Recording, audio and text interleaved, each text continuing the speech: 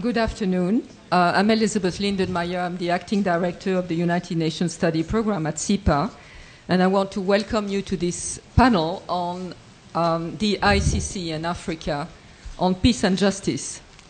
On 14 July 2008, as you know, the chief prosecutor of the International Court, the ICC, Luis Moreno Ocampo, asked the court to indict the president of Sudan, Omar Hassan al-Bashir, on charges of genocide, crimes against humanity, and war crimes committed in Darfur.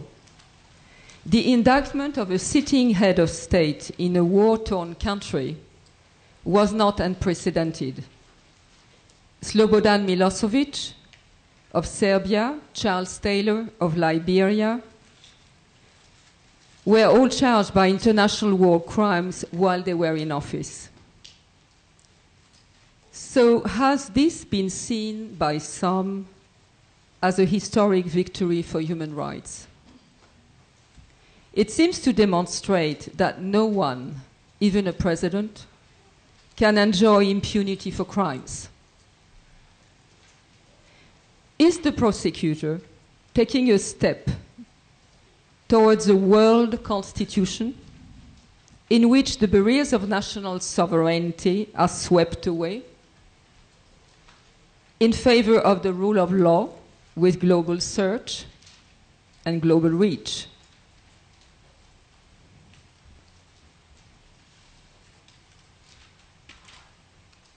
And then there is the issue of peace and justice and the dilemma. The complexity and fragility of Sudan's multiple conflicts have led many diplomats, analysts, aid workers to worry about the security implications of the prosecutor's move, particularly regarding relief workers who provide aid to millions of people displaced in the fighting. It also exposes the growing tension between the issue of state rights and the issue of human rights, between the prosecution of war criminals and the compromise of diplomacy. Many argue that the added strain of war crimes charges against the head of state will push an already precarious nation over the edge. Diplomats worry about the impact of an indictment that an indictment may have on efforts to revive the peace talks in Darfur. In other words, can you negotiate with someone that you are dragging to court? Other analysts and activists argue that it could increase the pressure on the Sudanese government, and the argument that peace trumps justice could certainly be compelling in the case of Darfur, but peace efforts are virtually at a standstill. However, there are a number of legal issues which are coming up. Is the prosecutor on solid grounds? Can he substantiate the charges? In particular, can he really substantiate that there is a policy of eradication which has continued for the 3.5 years, starting in 2005.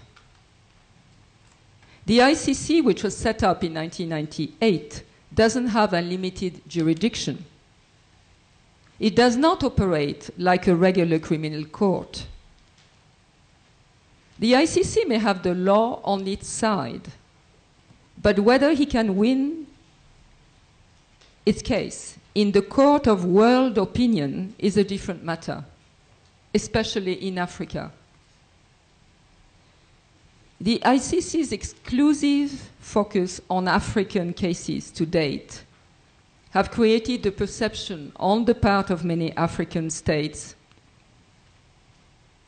that it is an expansion of Western power at the expense of African concerns, including national sovereignty and the possibility of pursuing local mechanisms for justice.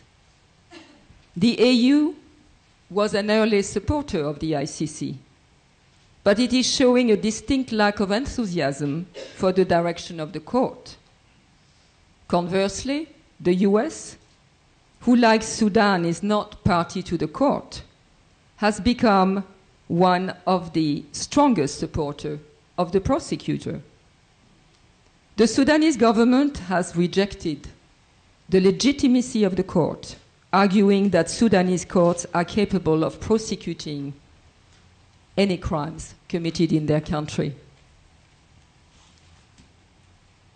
But diplomats have predicted dire consequences from other arrest warrants before. You will remember that in 1999, in the case of Milosevic, then the president of Yugoslavia, Russian politicians, Germans, French were all predicting that it would jeopardize the peace negotiation, but it didn't. And when he was transferred to The Hague, again everyone worried it would destabilize the region, but it didn't. The same happened with the arrest warrant for Charles Taylor. But perhaps peace and political stability is not the prosecutor's prime concern. The Rome Statute set up the prosecutor as an independent agent concerned with the pursuit of justice. And when the United Nations Security Council referred Darfur to the ICC on 31 March 2005, it mandated the prosecutor to examine the evidence and pursue criminal prosecution. But ultimately, it is perhaps for the Security Council to exercise its power. Will it use it?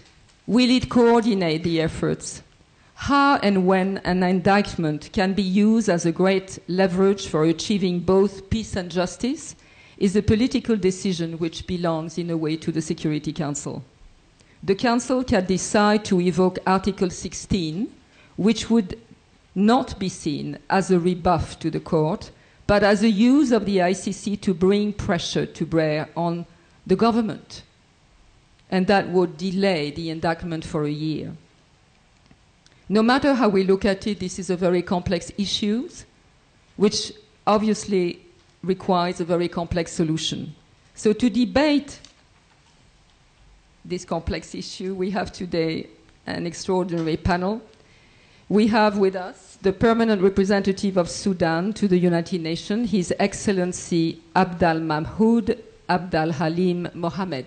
I welcome you to SIPA, Mr. Ambassador. Thank you.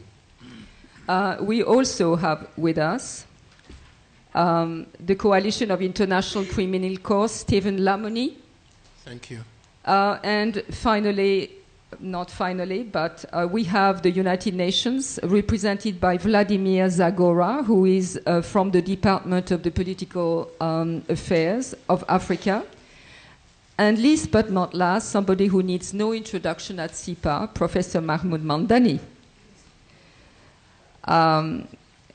I know that there are many students who take classes with him, and I know how difficult it is for you to take his class. So I know you don't need an introduction.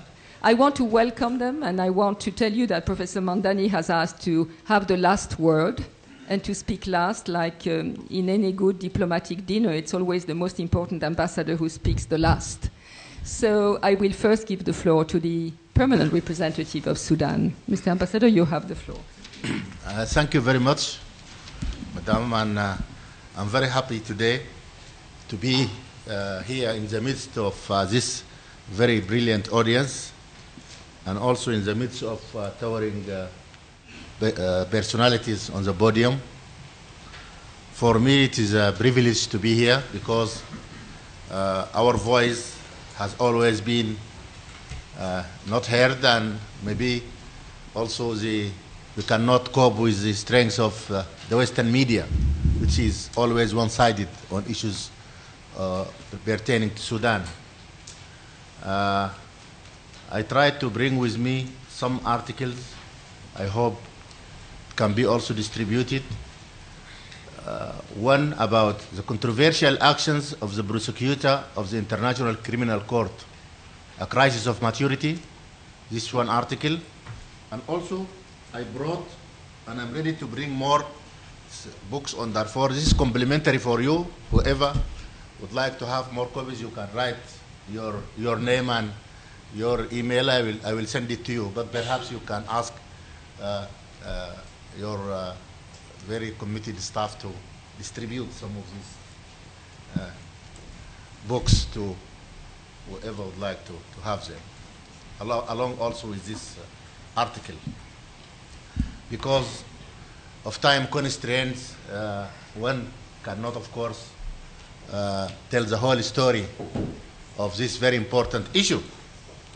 And I would like to thank the Institute of African Studies for the brilliant work it is doing for Africa, for the international community, for the academic community. Pouring oil on fire is the description given by Mr. Jan Bing, the chairman of the Africa Union Commission, describing the move by the prosecutor of the International Criminal Court. Pouring oil on fire, he said it. Perhaps for us in the Sudan, as we have been very much outraged by this move by the prosecutor, and as we consider it as the very big insult to the pride and dignity of our country, we may borrow the Shakespearean quote from Macbeth that all the perfumes of Arabia will not sweeten this little hand. Maybe while I was coming here to this nice place, I remember that today is Halloween. And this is why I remember Ocampo, because he disguised a politically motivated issue, giving it in a sugar-plated legal argument. So I say happy Halloween to him. We live. Thank you for also smiling, because I am not always listener friendly. Anyway, we are living in very interesting times.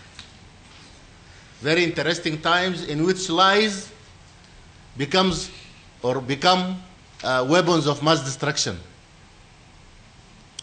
All of us remember the PowerPoint presentation of Colin Powell at the Security Council, confirming the presence of weapons of mass destruction in Iraq. And perhaps on the same line, the President of the United States asserting or confirming presence of a genocide in Darfur. Whereas, at the same time, when the fact-finding mission sent by the Security Council to Darfur, headed by Judge Antonio Cassisi, declared that there is no genocide in Darfur. The official UN Security Council fact-finding mission under the leadership of Judge Cassisi of Italy, declaring that there is no genocide in Darfur. But let us go to the scenarios before the 14th of July, when Ocampo made his application for a warrant of arrest.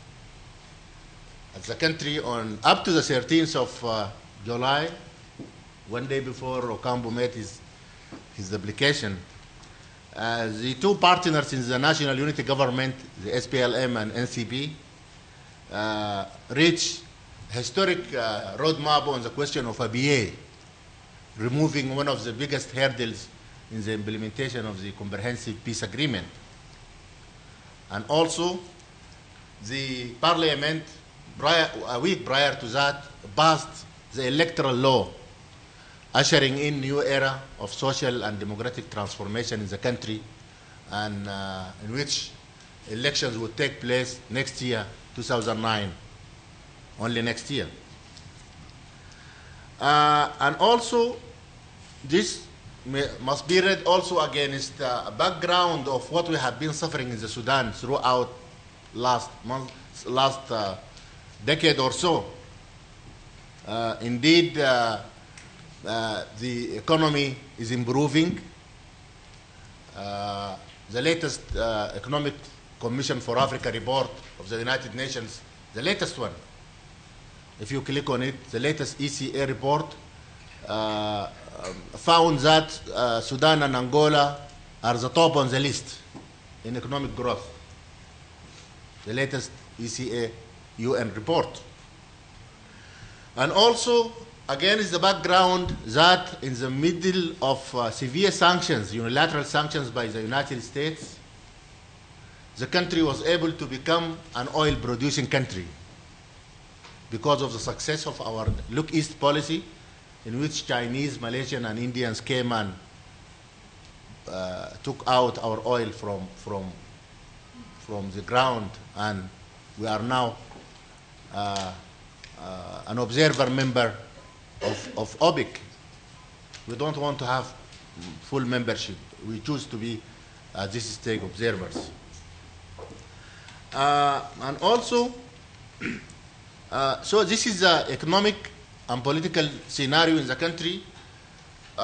Also, all attempts apart from sanctions were not successful to topple the government. We all remember the design by the then advisor to the U.S. administration, Anthony Lake, when he tried to mobilize the neighbors of Sudan against the government. And he failed. And also, apart from the sanctions, the latest justice and equality movement or invasion against the capital city of Khartoum was also crushed.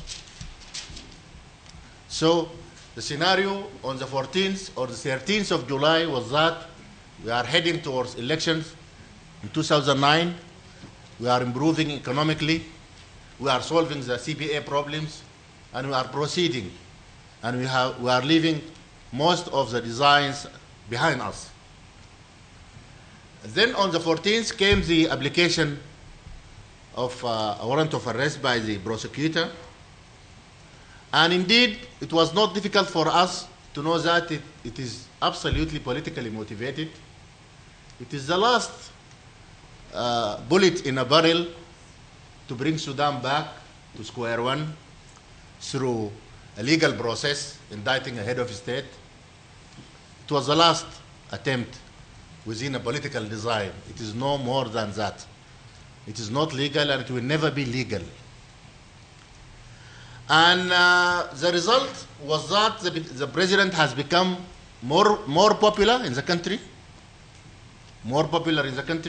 never like this before. And all regional and international organizations said their verdict. The African Union, the non-aligned, OIC, the Arab League, and the SIPA, African, Caribbean, and Pacific. Only to quote a small part of the resolution by the Peace and Security Council of the African Union on this, in their meeting held especially or specifically to deal with this issue of the prosecutor, and I quote, notes with satisfaction the sustained efforts being made by the AU and the United Nations to accelerate the deployment of the African Union / United Nations hybrid cooperation in Darfur, UNAMID, and ensure the resumption of the political talks, including the appointment of the joint AU-UN joint mediator, Mr. Jibril Bassouli, as well as the progress recently achieved in the implementation of the comprehensive peace agreement signed by the government and the SPLM, including the roadmap of June and the passing and enacting of the Electoral Law 2008.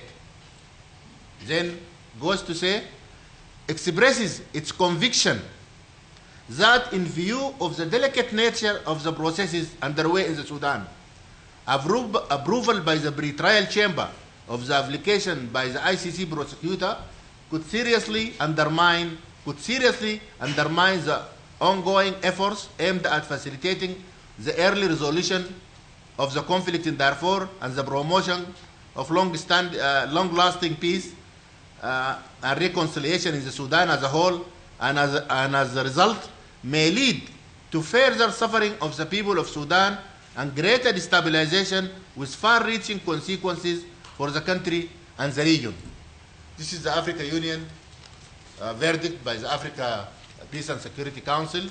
The same was said by the Arab League, by the OIC, by the ministerial meeting of NAM, as well as by the SIPA recently in Accra, Ghana.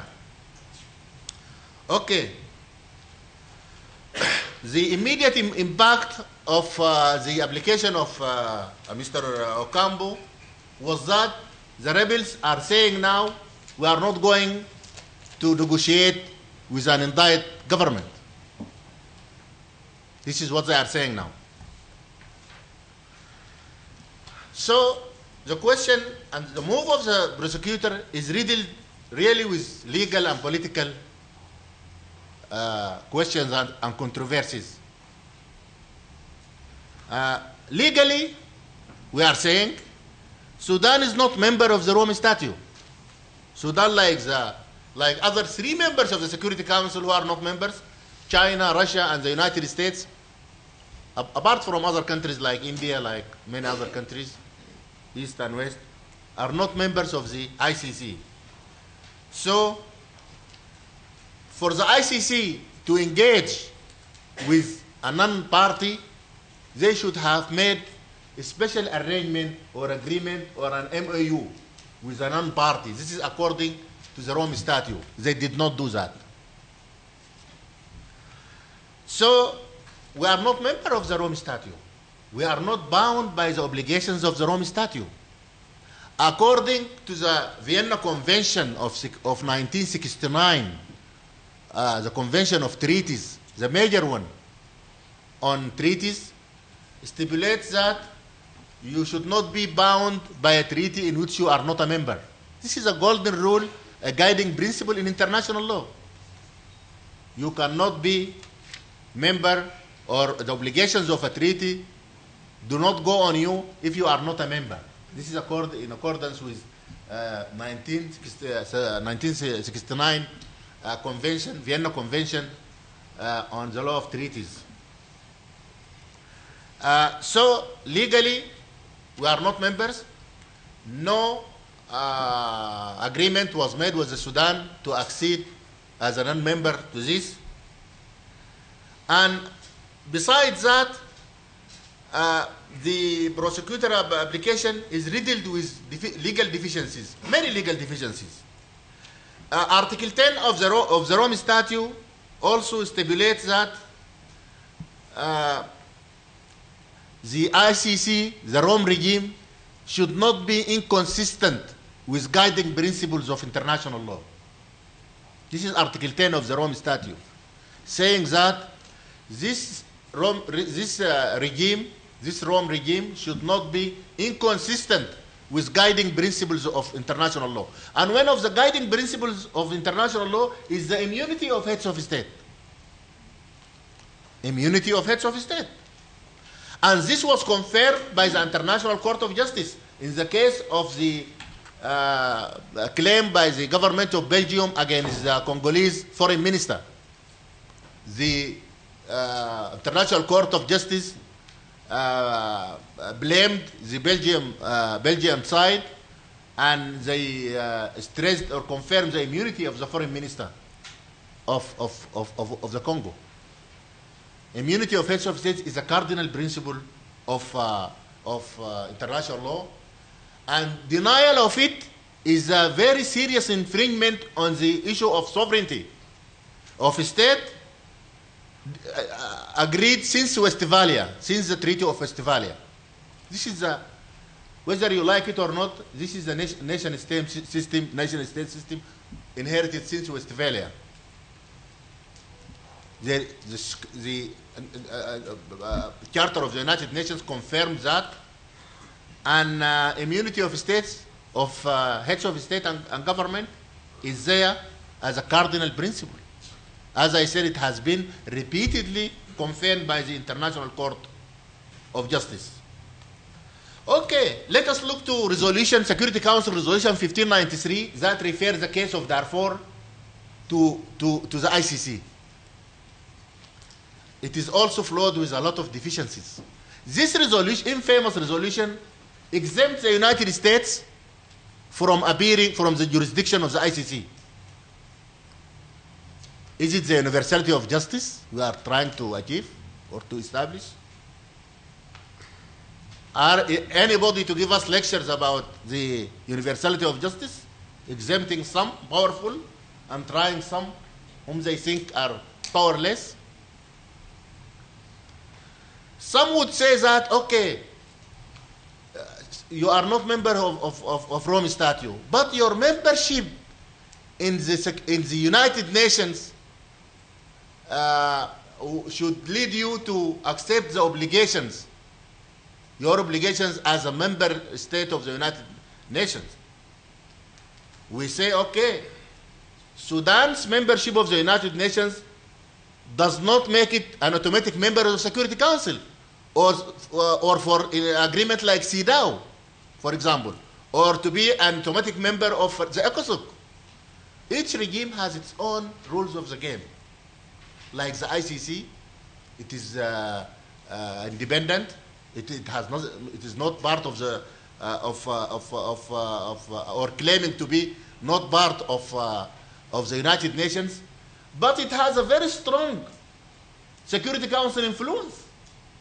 A political, now the court is subject, it is under the domination of the Security Council, which is a political organization, because the Security Council can suspend in accordance with Article 16 and can hand over a case according to the politics of the council. Of course, they can refer Darfur, but not refer Afghanistan or Iraq. It's a political organization. So nobody should tell us that the court is independent. Nobody. And my membership of the United Nations would not automatically make me member of the Security Council. Indeed, if we use the same logic, because we once asked the prosecutor, why you are targeting us as and we are not members. He said, okay, your obligations as member of the United Nations. Okay, if the same logic apply, do something about the crimes that are taking place in other parts of the world. For that matter, in Iraq or in Afghanistan or in the Middle East or others, because these forces also enjoy the membership of the United Nations. So things should not be, in this setting of a double standard. This is why the African Union in Sharm el-Sheikh, Egypt, in last July, issued a historic decision regarding the grave concern of Africa vis-à-vis the abuse of international jurisdiction. Indeed, this resolution is very important because it also reveals the mood in Africa. Yesterday we were discussing at the General Assembly the report of the ICC. All the arrest warrants, Congo, Kony, Uganda, DRC, Cote d'Ivoire, the whole breaches of international criminal law are coming from that part only. The whole work of this fortress called ICC is on this. It is really, in Africa we are very much concerned about it, about this abuse of international jurisdiction. And the Security Council, forget about it, but the General Assembly may do something about that. In Sudan, our priority is peace. And peace is the climax of justice. It's the greatest value of justice, is to make peace. Even in the experience of Europe, they did not make justice in Europe through Nuremberg and other trials. Only after the war settled, after the end of these wars in Europe, they came to the question of justice. They did not do it concurrently as they want us to believe now in the Sudan, in such fragile situations like in our region. So our priority is for peace. And this is why during the Kofi Annan time, we managed to agree on a 4-track engagement with the United Nations and the African Union putting peace as a priority, the wording of Mr. Annan as peace as a priority. In Addis Ababa, understandings of 16 November 2006, the Annan formula, which was also embodied in Security Council Resolution 1769 on the hybrid operation, in which there is an agreement between Sudan, African Union, and the United Nations on a four-track engagement. Four-track engagement, which includes the hybrid operation, peacekeeping, peace process through the work of Mr. Eliason and Mohamed Salim, humanitarian track, and rehabilitation and development, four-track. So for Mr. Okambo to come and to inject this track of justice is to get us back to square one and to violate the roadmap which we agreed, all agreed with the United Nations and the African Union. And I can assure you that peace in the Sudan, I don't want anybody to tell me that there is no peace in the Sudan. Peace is gaining momentum now in the Sudan through, first, the appointment of Mr. Basoli as the chief mediator for the African Union and United Nations, and also through the People of Sudan initiative, which is gathering momentum now in the country, as you might have heard these days. Sudan People Initiative, because we think that our solutions should not be the industry of everybody. As Sudanese, we have to solve our own problems. Others should come to our assistance when we need it. But the prescription of solutions is a matter between us and our brothers on the rebel groups. This is why the People of Sudan initiative was launched. Government and opposition in the country, everybody is on board in order that we put forward a negotiating plan on all issues relating to the Darfur issue, issues of compensation, issues of land, issues of reconciliation, issues of whether Darfur will be one region or 3 states. It is now 3 states, as you know. Darfur is a big region. It's a region equal to France and Belgium combined, size of France and Belgium.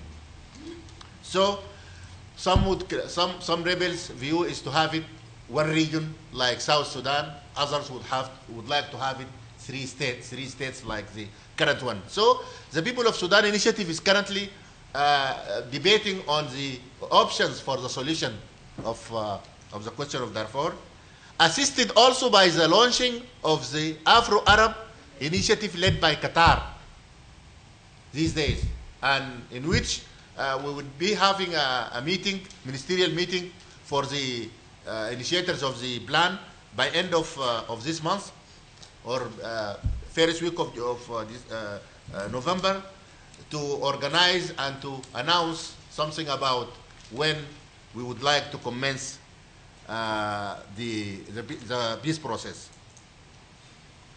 And in conclusion, I would say that we are for justice and we are not against impunity. However, our priority is for peace. And when it comes to justice, our judicial system is quite capable to do that. And after all, the ICC is about complementarity. It complements the national law, the jurisdiction.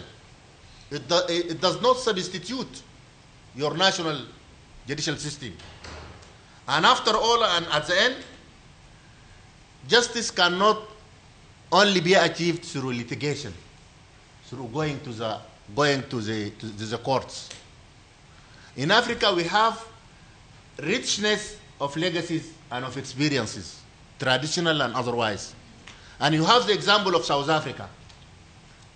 When in a situation horrible like the post-apartheid era, they opted for truth and reconciliation. They did not, it was not done through litigation. So our priority is peace. Our priority also is to see to it that justice is done. And we want the support and encouragement of the international community. And this is why there is now intense movement at the United Nations by many countries and organizations to invoke Article 16. Because if we, indicting the president and peace are two lines that never meet. They never meet. Two separate and parallel lines. They cannot meet at all. So we would like an understanding on this. We would like to have this issue suspended or whatever. And we want to give energies and mobilization of our energies to peace and the peace process. Because Sudan, the largest country in Africa, if there is eruption in the Sudan and there is Somalization of Sudan, then you can guess what would happen in our neighborhood, where Sudan is neighboring 9 countries in a very strategic place and locations. Horn of Africa, Great Lakes, extending up to Egypt and across Egypt to the Red Sea, Saudi Arabia, and Yemen. So, if there is eruption of peace in the Sudan and anarchy and Somalization in the Sudan, then it is everybody's guess. I thank you, Madam, very much, and I will come back again for answering your question. Thank you.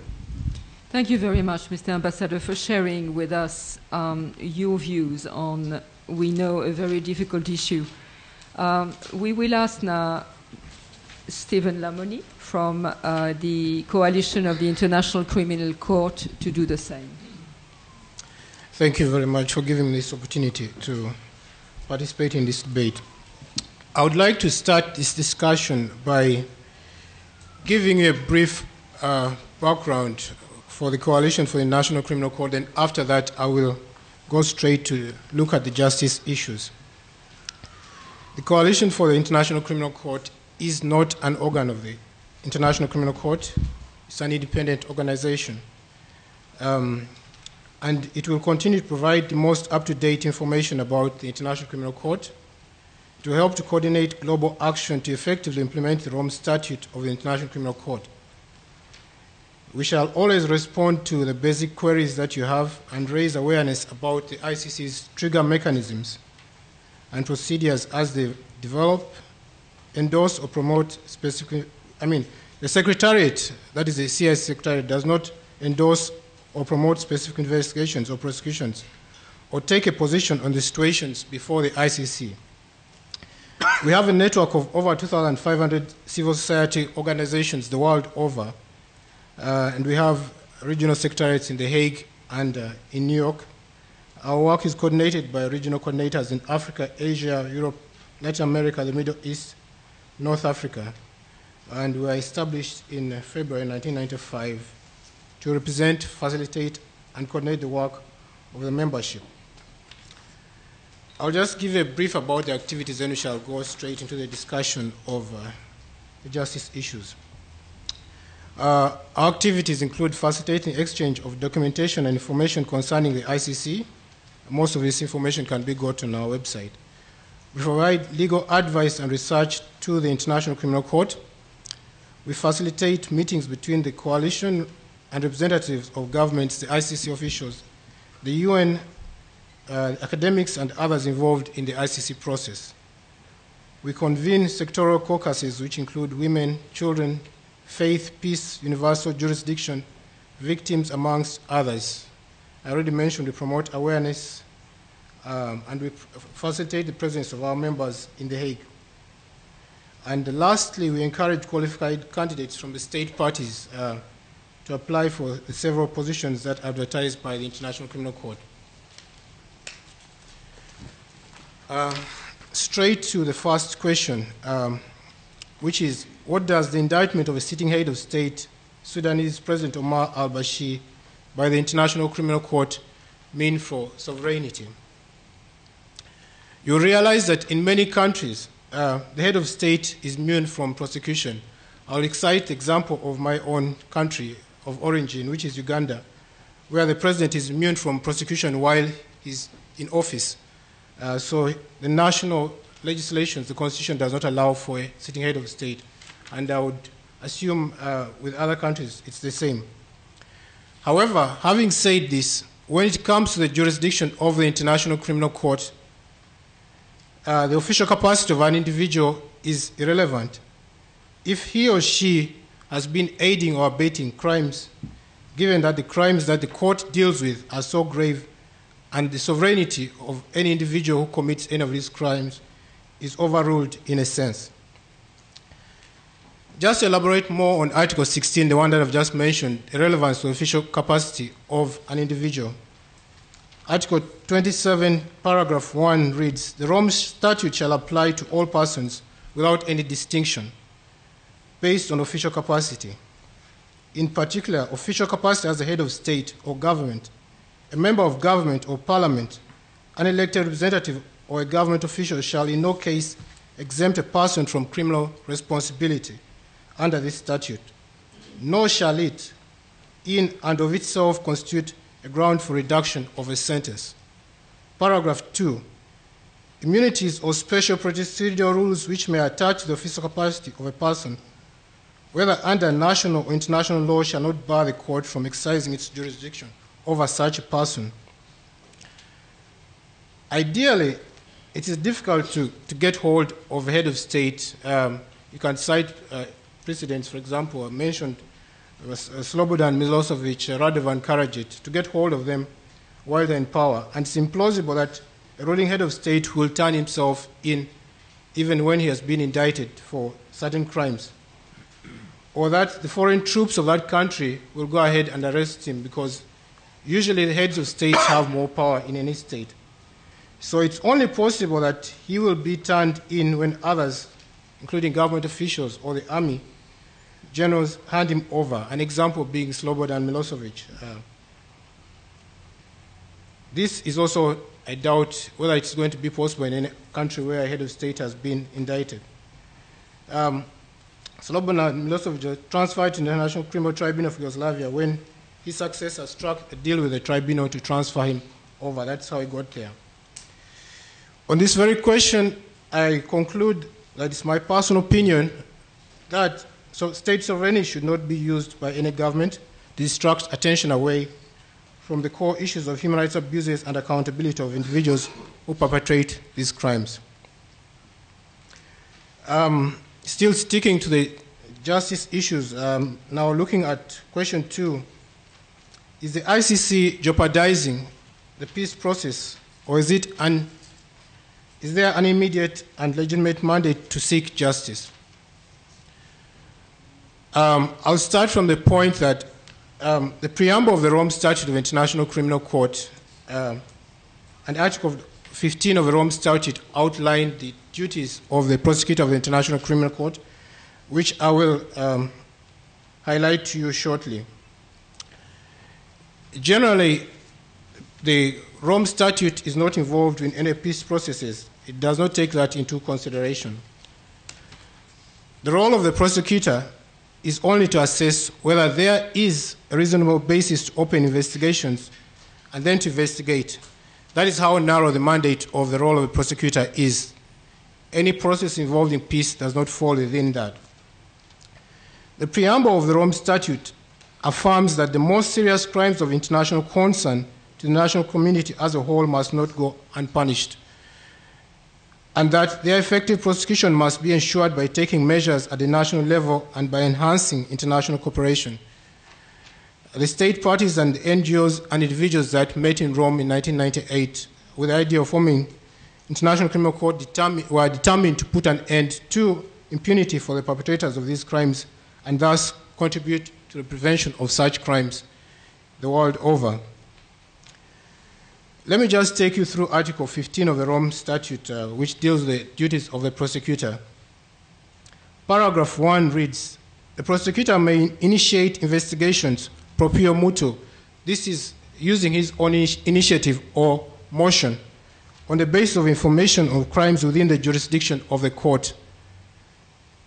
Paragraph 2, "The prosecutor shall analyze the seriousness of information received for this purpose, and he or she may seek additional information from states, organs of the United Nations, intergovernmental or non-government organizations, and other reliable sources that he or she deems appropriate, and may receive written or oral testimony at the seat of the court. Paragraph 3 reads, if the prosecutor concludes that there is a reasonable basis to proceed with an investigation, he or she may submit to the pretrial chamber a request for authorization of an investigation together with any supporting material collected. This is what happened in the case of Sudan. And victims may make representations to the pretrial chamber in accordance with the rules of procedure and evidence of the International Criminal Court.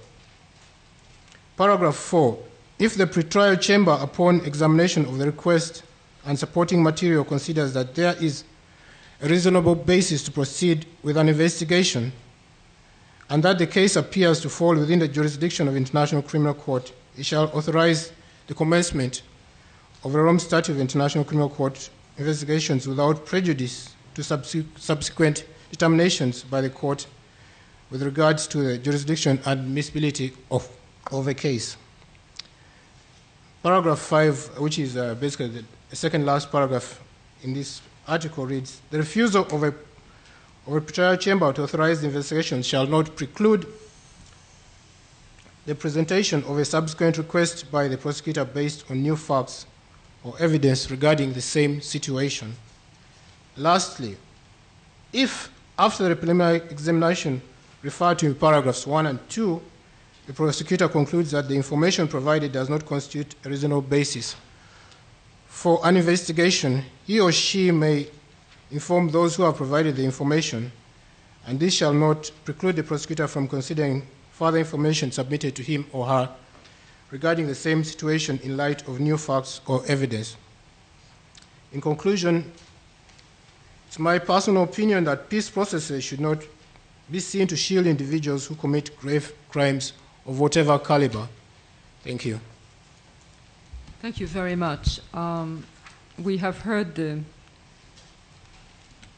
the comments of the coalition of the International Criminal Court, but we all agree that the problem is also a political problem. And to talk about this and the role of the Security Council, we have with us then Vladimir Zhagora from the Department of Political Affairs at the United Nations. So Vladimir, I give you the floor. Thank you very much. Let me start first with thanking the Columbia University SIPA for inviting us here. I mean, my colleague Margaret worked on the previous panel and now me, as it gives us a good opportunity to bringing more and more facets to an issue as complex as the issue of the relationship between peace and justice is. And it's not a simple matter, as you have had already from two previous submissions. It has a number of very difficult questions that need to be answered in terms of how the two relate. And in my very brief introduction, I would like simply to, if I may say so, to mark the territory so that you would know also where is the United Nations standing here. And when I'm talking about the United Nations, I'm talking about the Secretariat of the United Nations and the Security Council in particular. The relationship between the United Nations and the International Criminal Court are governed by the relationship agreement, which was initialed by the Secretary General of the United Nations and the President of the Court in 2004. And in September 2004, the General Assembly approved the draft relationship agreement, pending its entrance into force with the time that is required for member states also to support it in national legislatures as needed, as required by the Rome Statute. So we have a very clear document that governs our relations, which covers quite a few elements of bilateral cooperation and relationship in general. I will not be in the position to quote all 9 pages of that document. You can find it on the UN websites and you can have a more careful look at it. But I would just like to quote to you the principles that govern our relationship. And those principles are rather straightforward. The United Nations recognizes the court as an independent, permanent judicial institution which, in accordance with Articles 1 and 4 of its statute, has international legal personality and such legal capacity as may be necessary for the exercise of its functions and the fulfillment of its purposes. The court recognizes the responsibilities of the United Nations under the Charter of the United Nations, and the United Nations and the court respect each other's status and mandate. I think that gives you a fairly good idea as to where the relations basically should be directed. We need to be mutually supportive. We need to interact as needed in order to promote both the statute of the court and the Charter of the United Nations. That being said, I think you understand that while it's kind of easily stated and printed on paper, in practical terms, it's quite a difficult relationship that you have really to deal with continuously, as we've just heard from the two previous statements. So let me now briefly to give you an idea about the political dimension of what has happened following the request by the chief prosecutor on the 14th of July to consider the case that he has collected evidence on and issue an arrest warrant for the president of the state of this Sudan.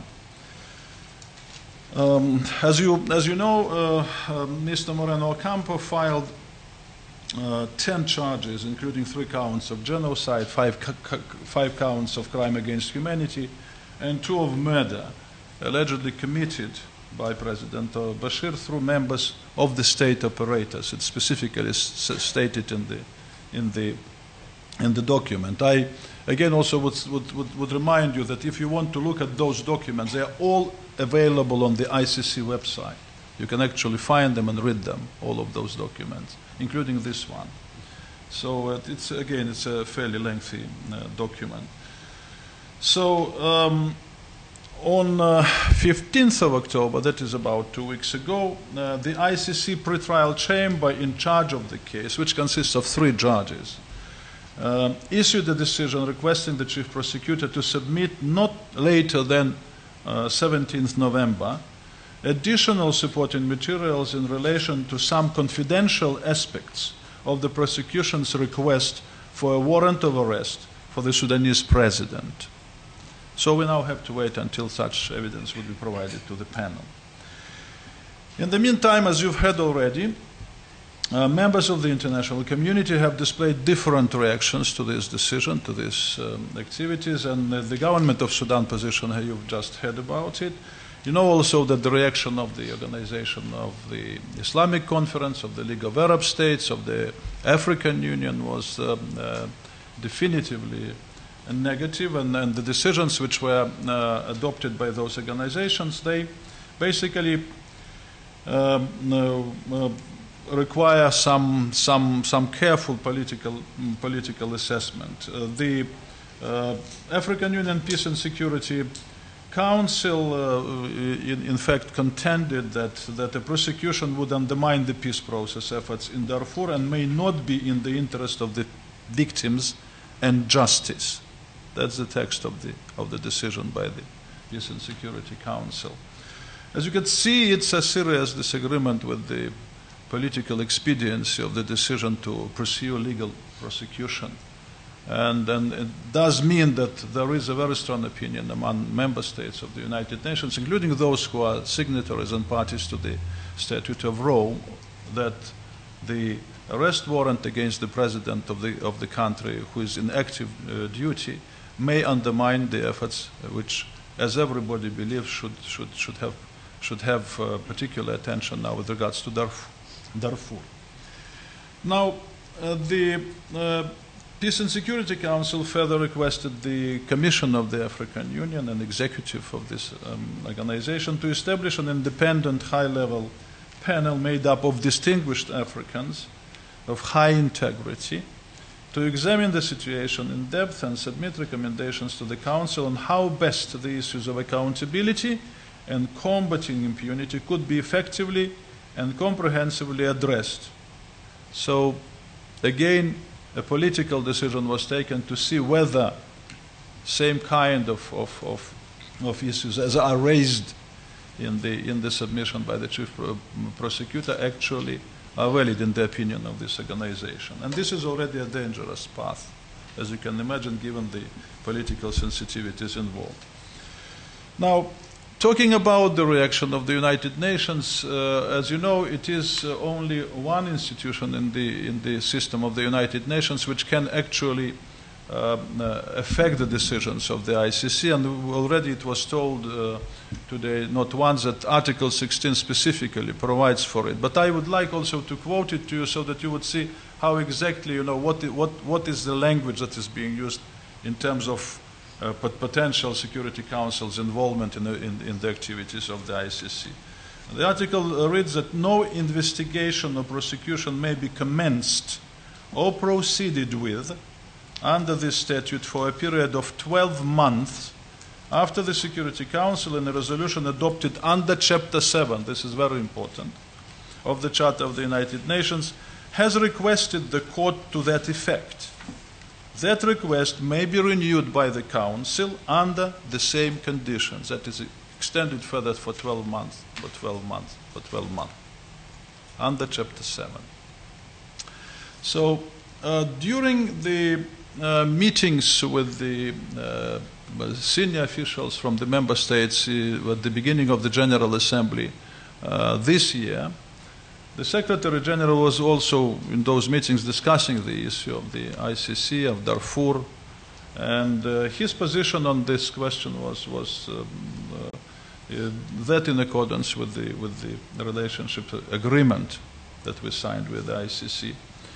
And he basically made it clear to the interlocutors that the ICC proceedings should follow its course, and there was nothing he could do to stop it. Not least because the court is an independent judicial institution. He also insisted that no principle enshrined in the UN Charter, including that of not condoning the impunity and punishing the war crimes, not a single principle enshrined in the UN Charter should be seen as more important than another. And again, it's a very difficult balance to strike in terms of practical political behavior and decisions, but that's what it is at the moment in terms of how we relate to this matter. Today, three permanent members of the Security Council have reacted to the ICC decision. In his speech before the General Assembly on the 23rd September, French President said that there would be no recourse to invoking Article 16 unless there is radical and immediate change in Sudanese policies, and then added that if Sudanese authorities totally change their policies, then France would not be opposed to using Article 16. The British government also reported, at least published in the reports, that it expressed its willingness to support the Security Council recourse to Article 16, provided that concrete political and judicial steps are taken by the government of the Sudan. And similarly, the government of the United States initially declared it would veto any resolution seeking the Security Council the deferral of the ICC proceedings. But later, literally a month ago, Secretary of State assured Vice President of the country that her country would be willing to review its position on Article 16 under certain conditions, and those conditions, by and large, apply to the need to achieve peace in Darfur, to protect civilian population in Darfur, to punish those who have been already indicted, because there are already, as you know, 2 indictments which allow the chief prosecutor to proceed with his efforts to arrest at least two Sudanese citizens, and I'm sure you are aware of that. Now, it brings us to a point where we need to be clear about what exactly the United Nations can do, what it cannot do, so that there will be no misunderstanding or misconception about the potential UN role in this situation. As I've said, the agreement on the relationship between us and the ICC stipulates in quite some detail on what we can do even in terms of exchanging information on matters related to the ICC jurisdiction. And those are rather specific. And they include also certain provisions for, that would not allow to breach confidentiality, that United Nations staff is, obliged to respect when we receive a contract with the United Nations, including on matters involving, provision of evidence and things like that. And in the same vein, there are regulations in the agreement which very clearly stipulate what kind of information could be provided to the court when it is in session, actually during the court procedures. Again, it stipulates that whatever can be done in that regard should not endanger the integrity of the organization, its interest, as well as physical integrity of the staff involved, current and former staff. There's no exception here. So I think that probably a brief introduction gives you an idea how complex this matter is. In my experience at the United Nations, I dealt with so far with two matters where the ICC indictment is a serious factor. This is in the case of Lord's Resistance Army, where we have at present 3 remaining live indictees. 2 of those initial 5 are already gone, and therefore the arrest warrants need not to be executed. And also in case of Darfur during negotiations on Darfur from Abuja until the efforts of the Joint Mediation Support Team. So, but I think that some concrete practical questions could be left for the questions and answer session. Thank you so much. Thank you very, very much, Vladimir, to try to clarify a little bit the relationship between the United Nations and the court, and also the limitations of the United Nations on this. If we understand it correctly, then the judges have now to decide, and understand, correct me if I'm wrong, that there are 3 women judges involved here, that the judges have to decide to uphold an application from the prosecutor and issue the indictment. So the focus is now, the next step of this drama is really on the judges. Mr. Mamdani, you have the last word, and I know you wanted to have the last word, so we give you the floor. Perhaps I should explain why I asked for the last word, since the chair has reminded you twice that I asked for the last word. Well, I knew that those on this panel are representatives of organizations, and therefore they speak within certain constraints. There's a party line, an official line, which must be put forth. Now, I'm employed by Columbia University, but to my knowledge, Columbia University does not have a party line on this question, and I am not obligated to give a party line. In fact, the terms of my employment are that I must speak freely, not fiercely, but freely, and critically. So I said to myself that really maybe the most useful function I can perform on this panel is to be a discussant.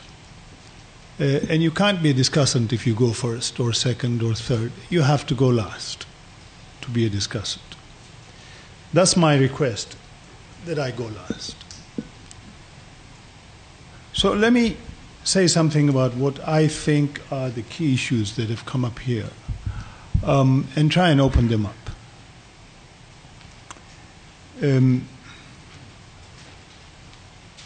There is Sudan and this charge of genocide. There is the question of the law, human rights, the ICC. And finally, there is the question of the context, political, the larger context. Now, there's no doubt that a grave injustice was committed in Darfur between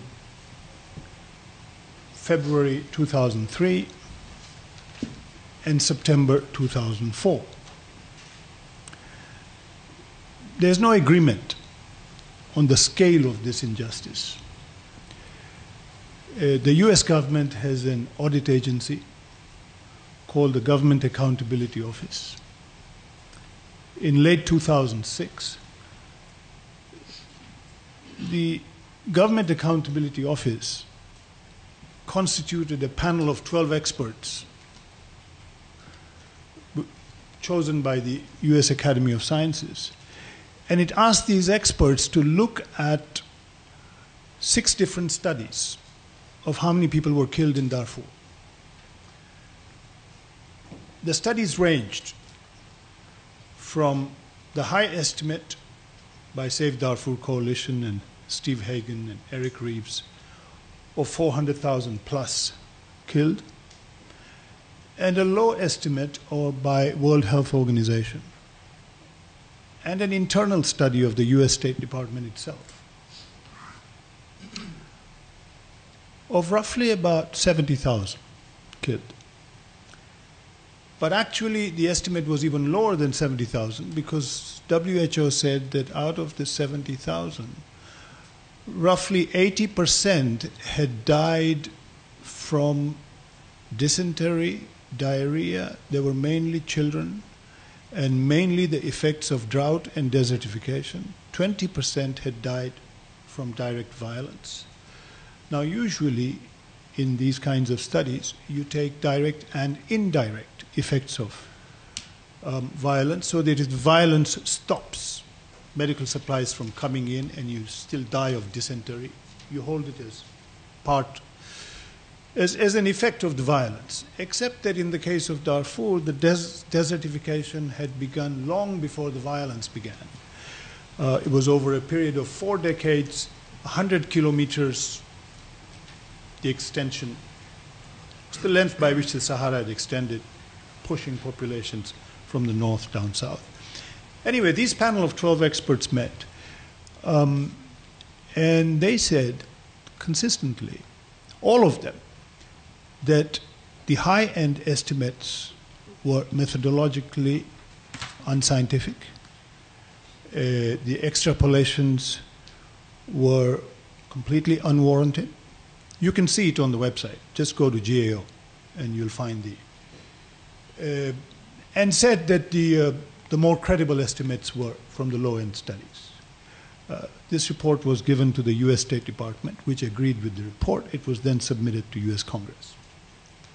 But the Sudan issue had become highly politicized, highly politicized. Nobody was interested in these findings. One question you have to ask yourself is why nobody was interested. Second point, still I'm on the first issue.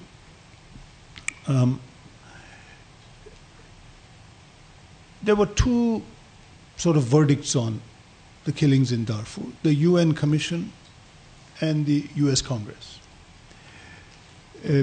Now, they didn't really disagree about the numbers killed.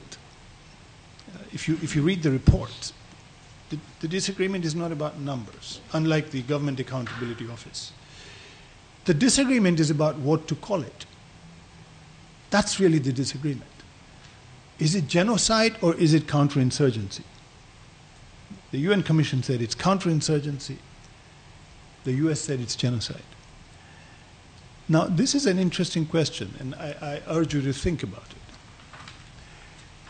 it. The problem for those of us who do not belong to governments or are not official representatives, the problem here is the killing of civilians. Right? This is presumably the problem. The context is that war has long stopped being simply a direct confrontation between armies of 2 states. Look at the Second World War. Look at the Indochina War. Look at the Iraq War. Right?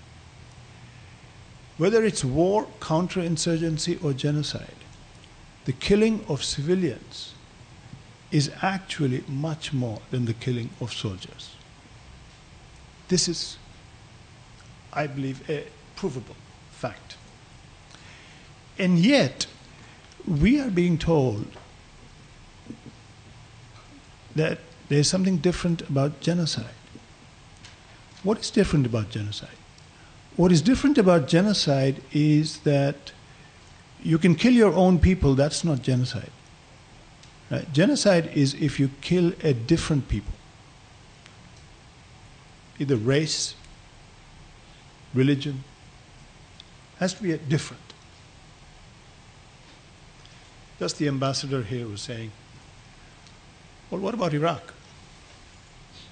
After all, the estimates of numbers killed in Iraq is way higher than Darfur.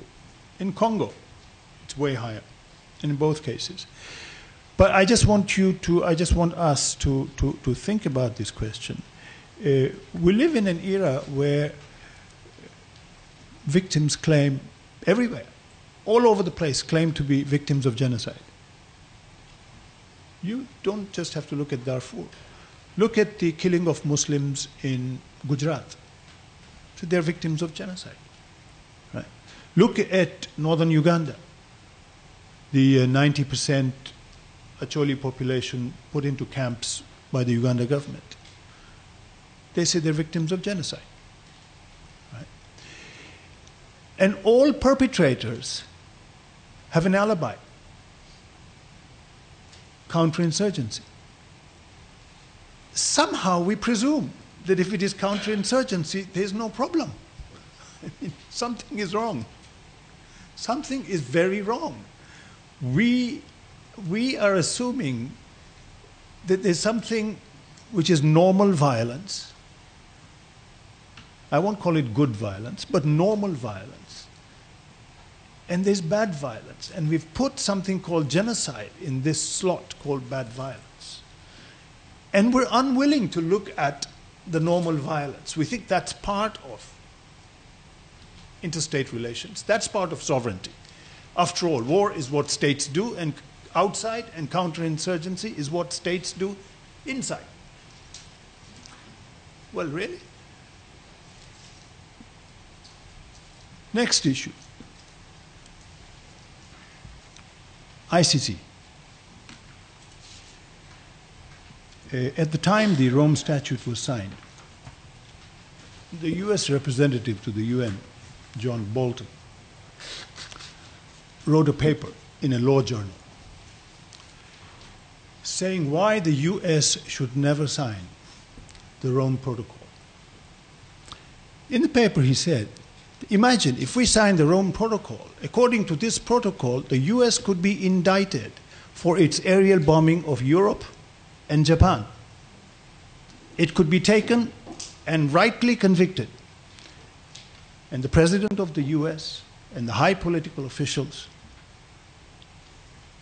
would be answerable.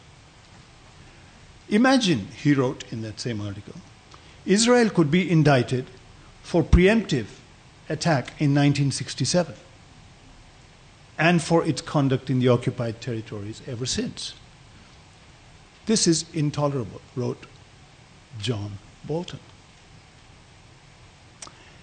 Well, we have moved from that situation to now where the US still opposes the ICC, but is, as our moderator said, probably the most enthusiastic supporter of the special prosecutor. What's happened? I suggest to you that the answer lies partly in how the ICC is set up itself and partly in larger politics. Let's look at how the ICC is set up itself. The US, Sudan, China, these were not the only countries which refused to sign the Rome Statute. India also refused to sign the Rome Statute. And it's interesting to look at the reasons why India refused to sign the statute. India said that you are setting up an office which has minimum political accountability. Minimum. The only accountability it has, this minimal accountability, is to the Security Council. It is to a body whose members do not necessarily have to belong to the ICC. Even if they have not signed the Rome Statute, they still hold the right to hold the ICC accountable.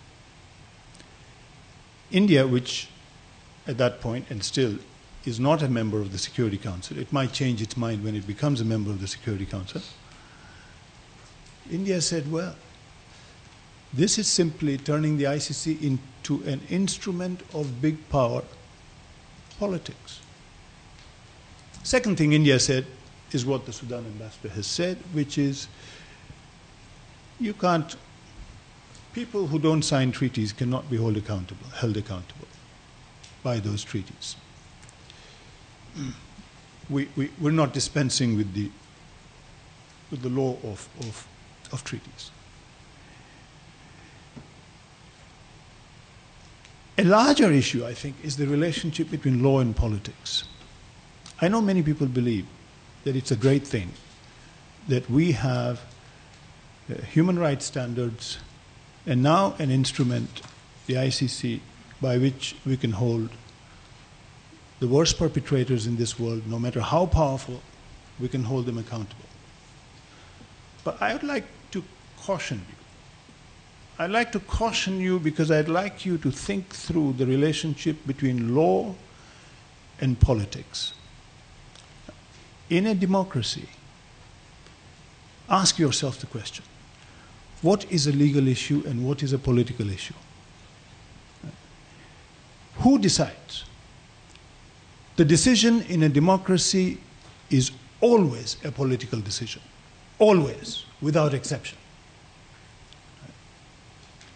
Think, for example, of the debate in this country on the question of the relationship between rights and security. National security. Meaning sovereignty, right? Security is nothing else but sovereignty. Which comes first? Rights or security? Well, I'm talking of the US. I'm not talking of an African country. Right? Just keep in mind that the political institutions in the US have the constitutional right to suspend civil liberties in the interest of national security. They have the constitutional right to suspend civil liberties. Every sovereign country exercises that right. This is not something unusual. This is standard practice. I'm asking us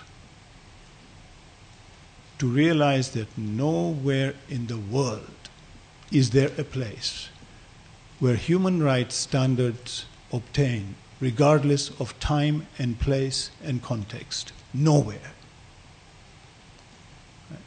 Just look at the examples. Spain had a civil war.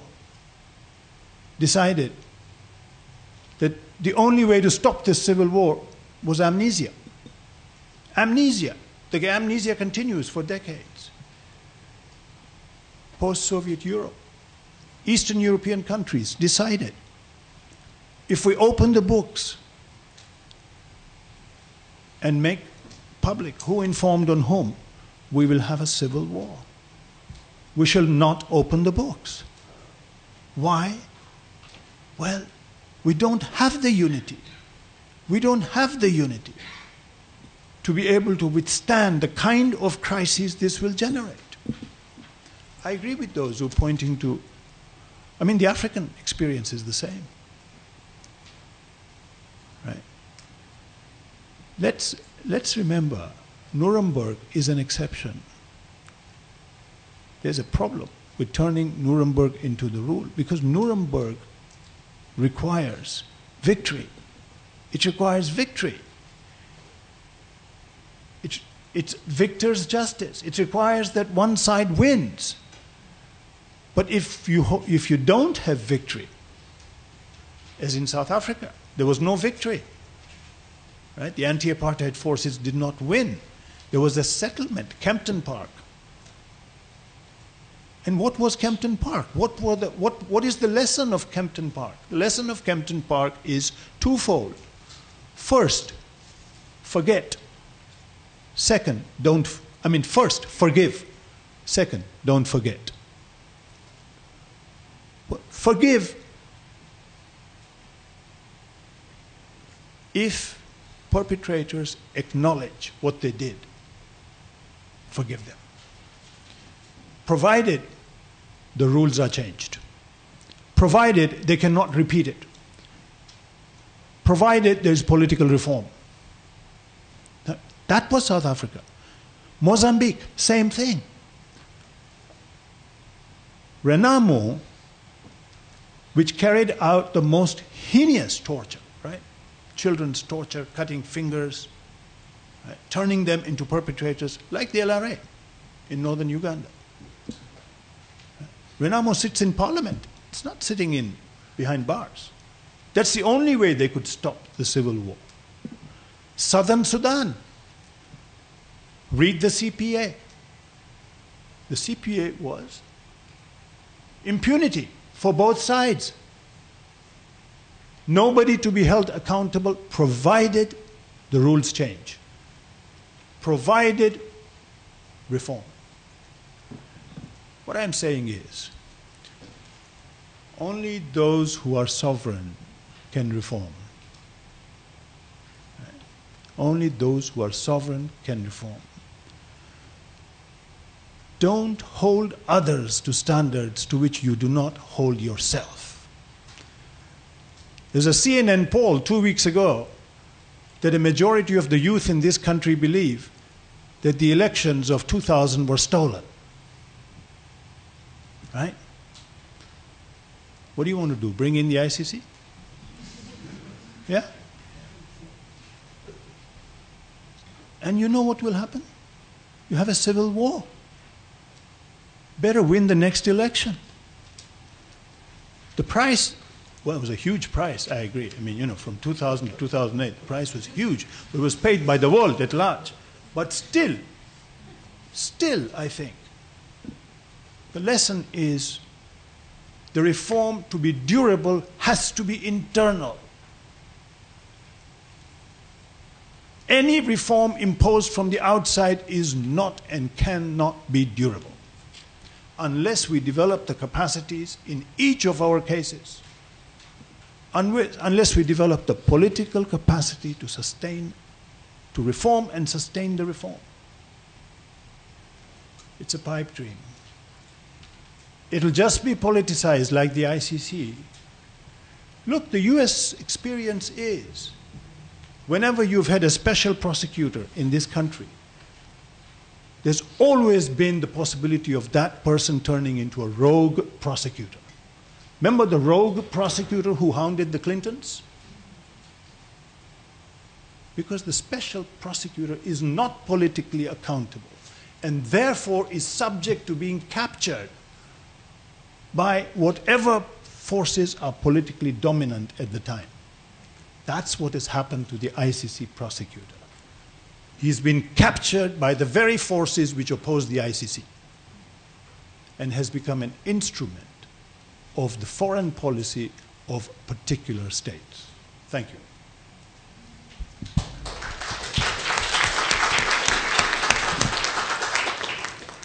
Well, thank you very much. There were lots of powerful messages, and like Professor Mamdani, I'm a free woman.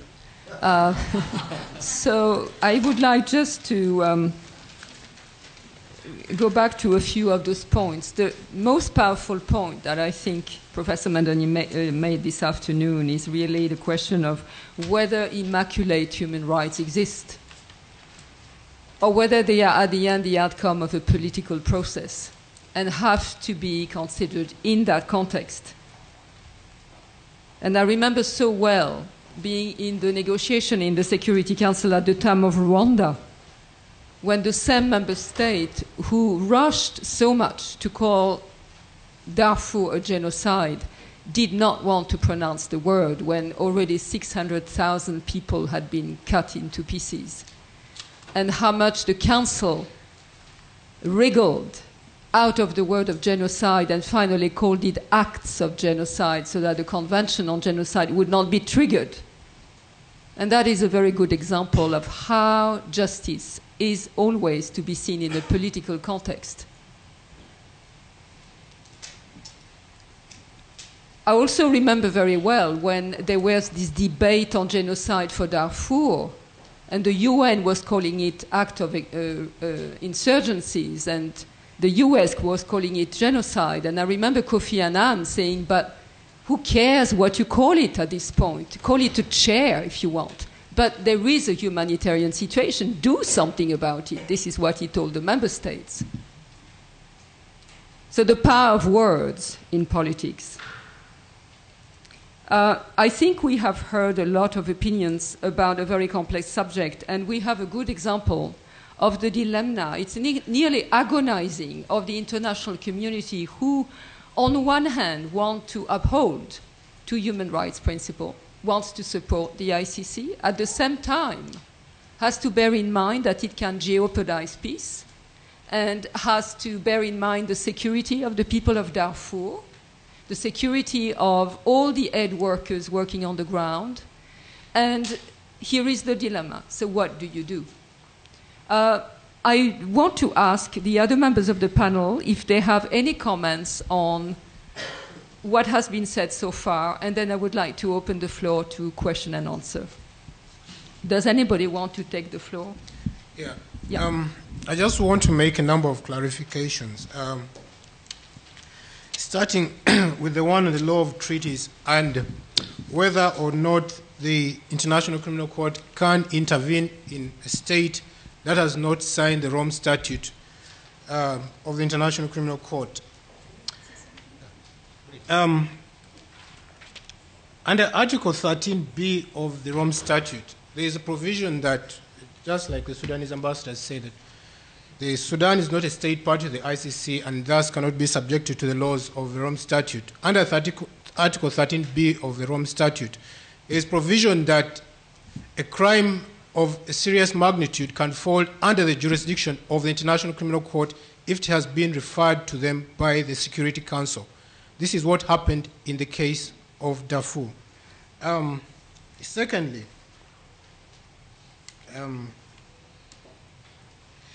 I just want to get back also to the issue of Spain, the issue of amnesia. I agree with Professor Mamdani that it was decided that one of the best methods was to go the path of amnesia, but you'll also realize if you read a book that was published, I think, May this year by Claire Moon, who was writing about narrating political reconciliation in South Africa. There are certain groups of individuals and organizations that are taking up the issue of holding accountable people who committed those atrocities during the regime of Franco in Spain. South Africa also, I just wanted to add something on what Mamdani said. It is true that it was agreed that one of the best ways to deal with the issue in South Africa was forgiveness. However, my thinking of that whole issue is, I mean, following what happened with the Justice Minister, Omar Dula, that called for amnesty, in my own opinion, the way that these people came out to confess the atrocities that they had committed was very embarrassing for them in a way. Of course, they did not pursue justice, but this, in a way, was very embarrassing for them. And it cannot be even equated to seeking justice, but it was another way of trying to embarrass them and avoid the whole debate around peace and justice. I'll leave the others to respond to other issues. I'll respond later to others that emerge. Mr. Ambassador, I think you want to say something. The very fact that my brother on the left confirmed that the Security Council can do something to refer means that the court is not independent and can be under the influence of the Security Council. No doubt. That is red-handed. Secondly, the statement also mentioned by one of our brothers here on the podium that about Sarkozy and the Secretary of State talking about we will consider Article 16 if there is radical change on the Sudanese side. The issue is political. The issue is not legal. They did not say, no, we have to pursue and take to court the perpetrators. Why ICC was used is to make pressure in Sudan and to restructure the whole regime in the country. Politically motivated. This is why when if they see the Nizam restructuring itself become more friendly to them, at that time they will forgive and they will not ask about the blood of those who are slaughtered in Darfur. This is their politics. This is the way why the ICC is not independent. In Sarkozy's own word, during the GA, he was talking about radical change in the Sudanese behavior. Maybe you are not yet behaving well. You want to make this pressure on us so that we can behave. It is a political tool. I'm going to open the floor, but I just wanted to say that on the case of Sudan, the Security Council has really used practically all the tools it had. It has used mediation, it has used sanctions under Chapter 7, it has used peacekeeping, it has 2 peacekeeping operations deployed, and now it has used the ICC. And I just want to say that obviously the Security Council is a political body. And the United Nations is a political organization based on the notion of sovereignty. So with that basis in mind, I open the floor to question and answers. Would you mind going to the microphone, and which is just there? Yes. And introducing yourself and telling us if there is a speaker to whom you are addressing your question. Yes, indeed. Good afternoon. My name is Natan Lenjo. I'd first like to thank the panel for their remarks, and especially to the ambassador of Sudan for his perspective, which is very seldom here in the West. My comment and question is mainly to the ICC representative. You took the time to detail to us basically different articles, paragraphs, and so forth. But we've all seen from what has happened in places like Guantanamo Bay, how all laws that have been established, international laws that have been established, have pretty much gone out the window, disposed of by a major power. Don't you think that your credibility in the world will be more favorable if you're seen actually going to, and prosecuting major powers for their actions in different parts of the world, holding them accountable for it? And on a personal note, and from an African perspective, in Africa, we have an endemic situation of leaders wanting to stay in power for time after time. And by you choosing to indict leaders that are currently in power, don't you think you're undermining any electoral process that the people want to establish? Because now these leaders could use that fear of being indicted to stay in power indefinitely. So how would you weight your decision in terms of indicting leaders in power against the will of the people? Thank you. Thank you very much. I suggest to whoever wants to ask questions to just line up behind the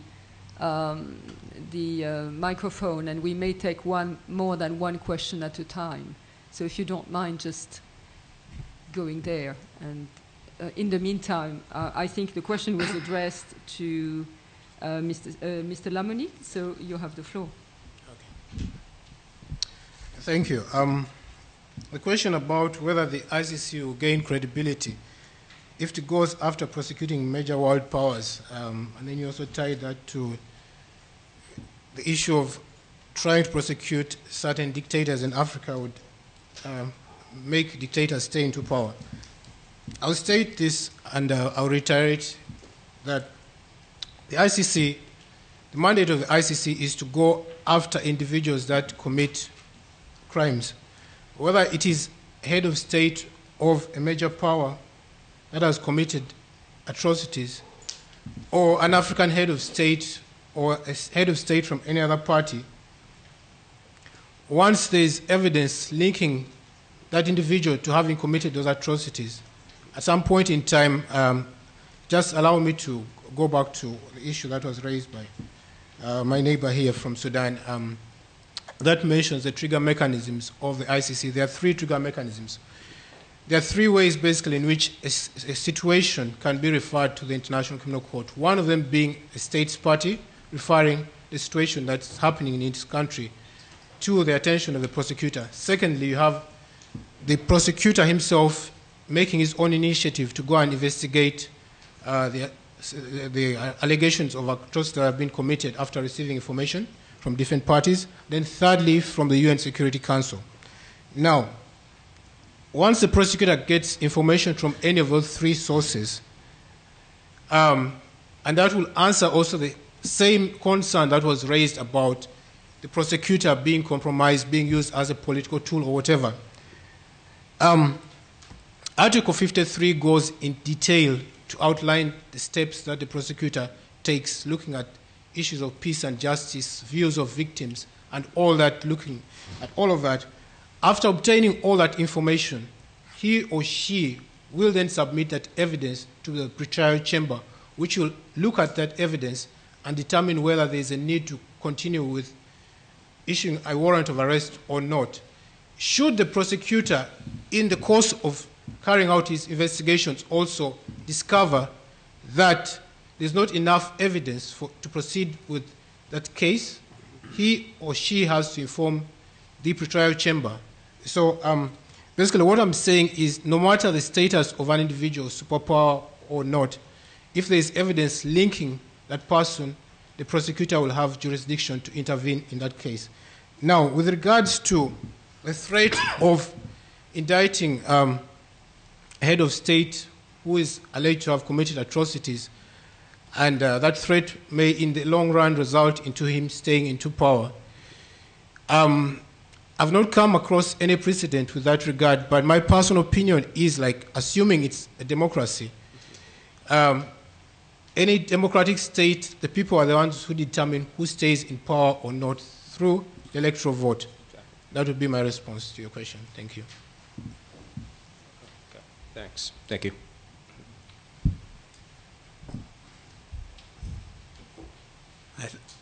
Hi, my name is Kevin Beal. Thank you all for coming. My question is, I'll address it sort of to the 3 esteemed gentlemen in the middle, and then if Professor Mamdani maybe wants to, again, get the last word, that'd be great. In general, I find the words people and families conspicuously absent from the dialogue.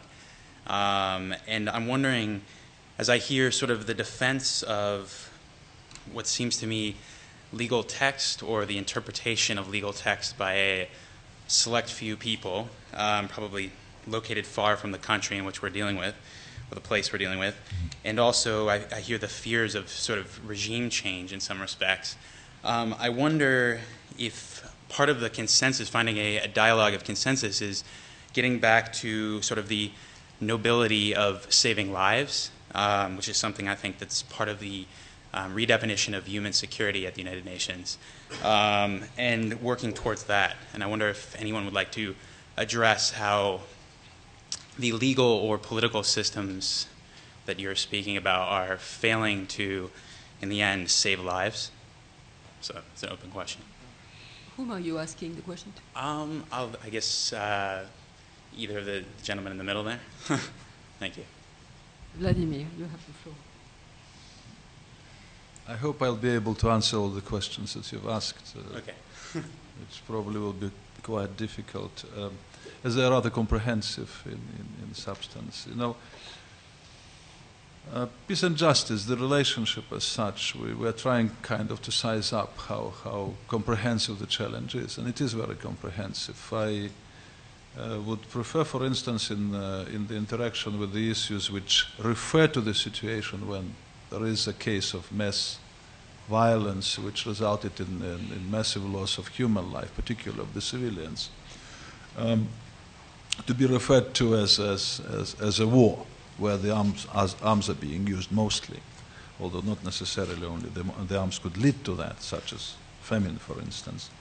But the point I'm trying to make that when we're talking about the ways of achieving peace and justice, and these are two inextricably linked phenomena, basically I would say even that there's nothing like justice standing aside or separate from peace and the other way around. I would prefer to talk, for instance, about peace and reconciliation, of which justice should be probably an integral part.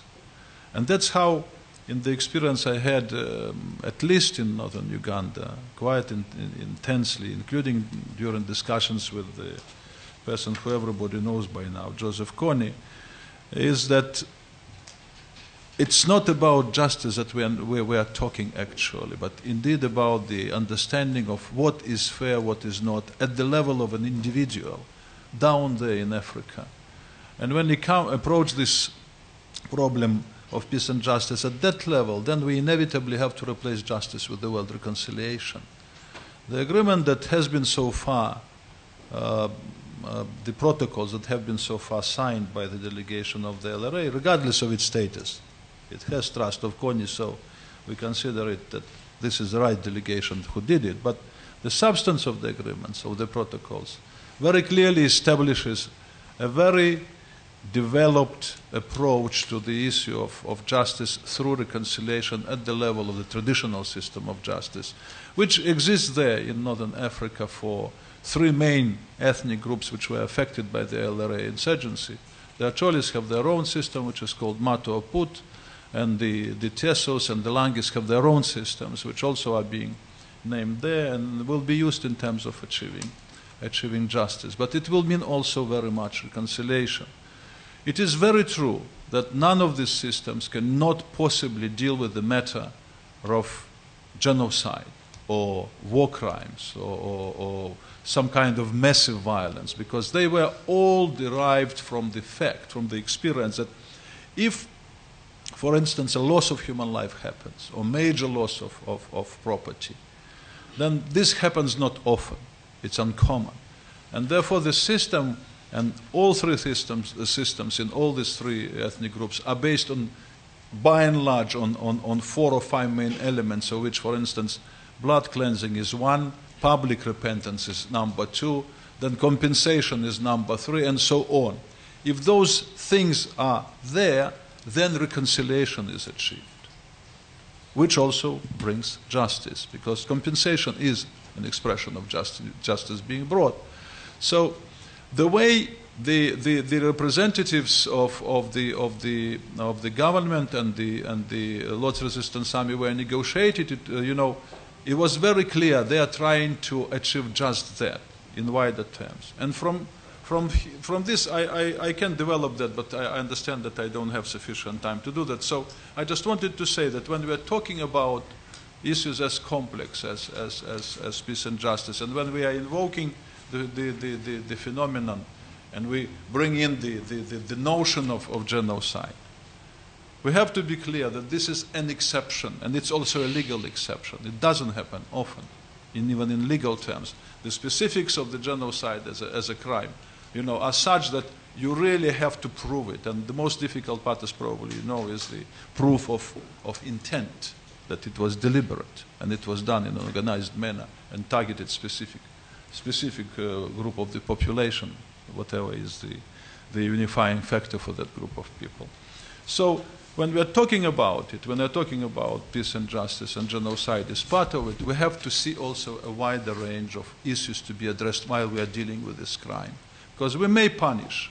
For instance, we may today have a situation, a rare situation, when Kony is arrested for whatever reason, and we punish him for the crimes he committed. Does it, or would it mean that we would also bring in justice the way the population in northern Uganda wanted? Probably we wouldn't, for many reasons, which I can explain. Would we also promote the cause of peace? it has to be argued that probably not, because we would be unable to deliver the LRA as an organization, which is a very important destabilizing factor in terms of security, and that is the source of violence, not only in northern Uganda, it has been there, now it's not there, but now in eastern DRC and in southern Sudan. Vladimir, I'm sorry to interrupt. So that kind of things, I believe, need to be carefully assessed and balanced. I just want to tell you we have very little time. I've been told that we have to stop in a few minutes, and we have more questions to come. So can I ask each person who is asking the question to make a short question and to have short answers to the questions? Okay. Okay, hi. My name is Monique, and I'm a first-year student here. To the ambassador of Sudan and those that are reciting some legal terms, as you consider those legal terms, or as you consider impunity towards those who commit crimes against humanity, do you consider the actual citizen, the civilians, that you saying there is peace in Sudan, but we know that there are huge refugees and those that are affected by those crimes. As a Rwandan refugee, having gone through a genocide, have been displaced in my own country, and have been a refugee in Goma, I urge you to consider those people that become displaced and have nothing, no hope, and it becomes very politicized, and people in between, or the people of that community, gets forgotten. So as you talk the legal limbo, the legal stuff, and recite a lot of articles. And I don't have a question, it's just to urge you to keep those people in mind, because being a displaced and living in refugee camps in situation unimaginable to humankind that no human should have to live through. I would urge you guys to go to the refugee camps of these displaced people and see how they live, and then come back and tell us that you don't believe that there is crimes being committed in Sudan and Darfur. Thank you. Thank you. Thank you for reminding us that this is about people. This was a statement. It was not a question, was it? If you wish to answer it, I dare you to. But Yeah. Yeah, thank you very much. In fact, I fully agree with you. War is an unfortunate phenomenon in human life, in human history. In wars, whether in Afghanistan, whether in Cote d'Ivoire, whether in Lebanon, war is about atrocities, unfortunately. This is why we say, give peace a chance. Don't trade on the blood and skeletons of people by politicizing issues, by prolonging the miseries of the people. Let us make peace, because peace is the climax of justice. We are saying that because those people whom we should target are those who are trading with this issue politically, and by doing so, prolonging the sufferings of our people. We want peace now. So I agree fully with you, and I share your sentiment, my sister. Well, I just want to say that peace is in the hands of the Sudanese. So it can be done now. I was going to say the same. Hi, my name is Jacob Lund. I'm a second-year student here at SIPA. I'd just like to reiterate what Professor Vladimir just said. I think that's an important point to make. But beyond from that, I think there are so many other interesting questions to raise here. And one of them is something you've all touched on a little, and it's the concept of, or the thought of a local approach to what justice is, and local conception of what justice is. And some of you have said we can't come here and impose a justice because it won't be just to the people on the ground and it won't follow their logic of what justice is. And I think that's a valuable addition to this discussion. So my question is to the Sudanese ambassador, what sort of justice you and perhaps the administration behind you would like to see in Sudan? Do you envision indictments at all? If so, by whom? Do you envision local courts? Do you envision what really is the justice that, let's say miraculously, there's peace over the weekend? What sort of justice initiatives would you wish to see starting from next week? What is justice that's needed in Sudan? In fact, many of those who are talking about justice, they mean revenge. It's not just, there is a thin line between those talking about justice and talking about revenge. In the Western capitals and also here, those who are talking about revenge, toppling a government, changing a regime. Our government perception of justice is that first, stop the war. Give people a chance to live in tranquility. Let it be through ballot box and not bullets. This is our conception of justice, is to stop the war and to make peace on our soil, on the land. When it comes to cases of atrocities and whatever, our judicial system is very well known in its integrity and its quality. It's well known. Sudanese judges are all in African countries, in the neighborhood, and in the Gulf states, in the Middle East, very well prominent, doing a great job in these countries. So these cases, we will try them in accordance with our own judicial system, because ICC, after all, is about complementarity. It should not substitute the national jurisdiction of the country. So it is like asking whose justice? It's like whose peace you want to establish. We want to silence the guns, to give people a chance to live in tranquility and harmony, and this will be the biggest achievement that we can offer to our people. Next question. Thank you, Mr. Mahmoud. Thank you. This question is also for Your Excellency, Ambassador.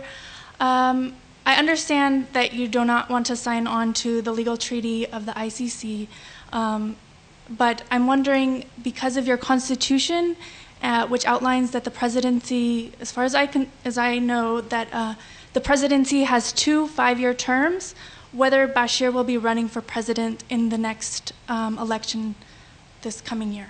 Thank you. Yeah, it is premature now to decide whether the president will stand for elections in 2009. But we feel the same like the United States in deciding on why not joining the ICC, because we are fearful that it will be politicized and it will be hijacked, like what is taking place now. So we are not anticipating of joining ICC. The question was whether Bashir will be running for president. I said it is premature to talk about. Yeah, it's still early. You know, elections are in a year from now. Okay, next question. Hi, my name is Zuberi. My question goes to the representative from ICC. We have seen a lot of double standards in international affairs, and in law we say that justice should not only be done, but should also be seen to be done, that the common man can see that this is a just act which has been done. And of course, sometimes we are dealing about dispute settlement instead of justice. So my concern is about, we remember about the Iraq war. The Security Council told the United States not to use force to remove Saddam Hussein. And then President Bush did not follow that position of the Security Council, and he went to Congress, and Congress, using its constitutional power to authorize the president to go to war, it did so. And what has happened ever since is the killings of so many innocent people, which still goes on up to now. Only last week, some innocent people were killed in Syria. So the IIC and the good work of your organization, when are you going to recommend that the perpetrators of these killings, which are going on in the labor of war of terror, they're going to be brought to book? Because this is another form of impunity. So many people are being killed because these are people. It's not only numbers. 9 people, 10 people, 1,000 people, and this goes on every now and then. We need to have equality in the international sphere. Countries should be the same, whether the country is a superpower or is a small one. Question? Okay, thank you, Madam Chair. First, I would like to make a number of clarifications. One, I don't represent the ICC, I represent the Coalition for the National Criminal Court. Secondly, an observation was made that most of the comments we are making are from a distance. I think what was missed in the introduction was that I actually come from northern Uganda, and I spent 4 years working on human rights issues there, so the issues are not necessary. I'm not dealing with issues that are very far away. Back to the question on Iraq. What I can say is the prosecutor of the International Criminal Court did state his views on the Iraq situation. The situation was referred to him in 2005 by over 2,000-something individuals and organizations. And he looked at a number of criteria from gravity of cases to whatever falling under the jurisdiction of the International Criminal Court.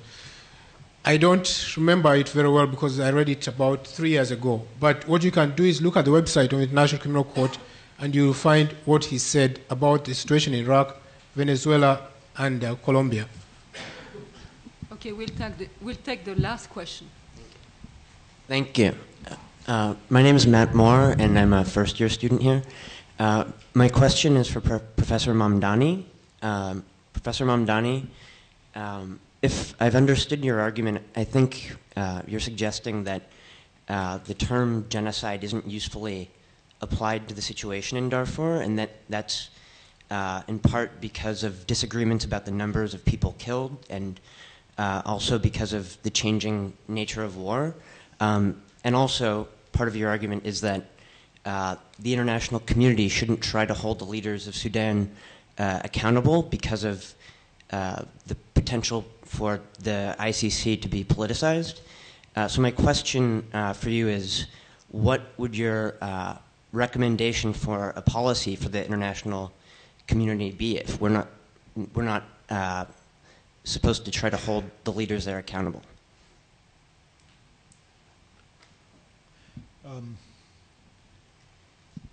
Well, I have two things to say in response to that. I started out by saying that a grave injustice had been committed in Darfur.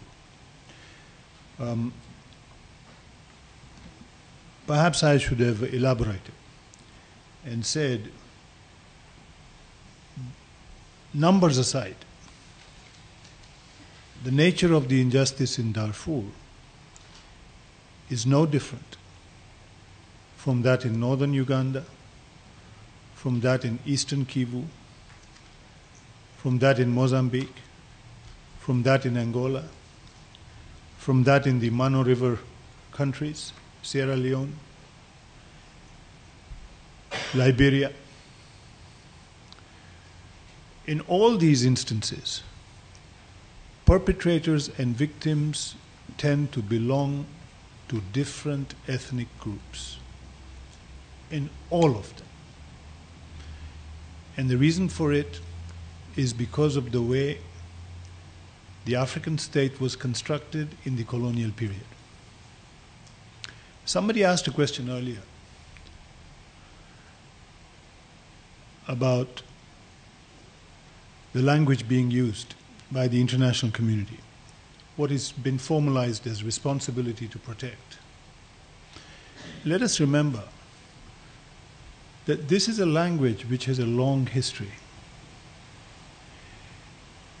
And the history of this language is that of Western imperialism, modern Western imperialism. When Western powers, Britain, France, Russia, confronted the Ottoman Empire, they claimed to protect minorities, particularly religious minorities, Christians, Jews. When they turned to countries which had not been colonized, like India, sub-Saharan Africa. They claim to protect minorities which were suffering from atrocities committed by local rulers. In India, for example, from practices like sati, child infanticide. In Africa, slavery. After the First World War, the League of Nations took the colonies of the defeated powers and distributed them to the victorious powers as a responsibility to protect. UN trust territories were created. One such trust territory was Rwanda. It is as a UN trust, not UN I mean, League of Nations trust territory under the trust of Belgium that in Rwanda Hutu and Tutsi were hardened into cast iron identities. No Western power said a thing about it because Rwanda was not exceptional. Because in every Western colony in the 20th century in Africa, group identities were being politicized. Laws were constructed which applied to groups.